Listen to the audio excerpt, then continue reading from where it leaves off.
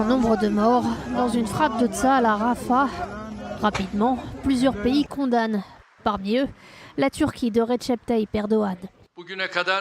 Les assassins génocidaires qui ont martyrisé plus de 36 000 de nos frères et sœurs palestiniens à ce jour ont fait pleuvoir hier des missiles et des bombes sur des civils dans un camp de réfugiés à Rafah qu'ils ont déclaré zone sûre. Ce massacre, qui a eu lieu après l'appel de la Cour internationale de justice à cesser les attaques, a une fois de plus révélé le visage sanglant et perfide de l'État terroriste.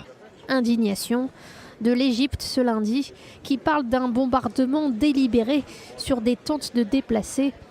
Le Qatar craint que ces frappes ne compliquent les efforts de médiation en cours pour parvenir à un accord de cessez-le-feu durable. Il appelle la communauté internationale à agir de toute urgence pour empêcher un génocide et protéger les civils. Le chef de la diplomatie européenne, Josep Borrell, se dit horrifié. Il martèle: les décisions sur Gaza prises par la Cour internationale de justice doivent être mises en œuvre. C'est aussi le message du président Macron dans un tweet ce lundi. Indigné par les frappes israéliennes qui ont fait de nombreuses victimes parmi les déplacés à Rafah, ces opérations doivent cesser. Il n'y a pas de zone sûre à Rafah pour les civils palestiniens. J'appelle au respect du droit international et au cessez-le-feu immédiat. Le chef du gouvernement belge qualifie cet acte d'inacceptable.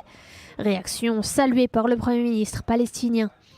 Réaction similaire du ministre italien de la Défense, Guido Crosetto, déclare que les attaques contre des civils n'ont rien à voir avec le Hamas et ne peuvent plus être justifiées.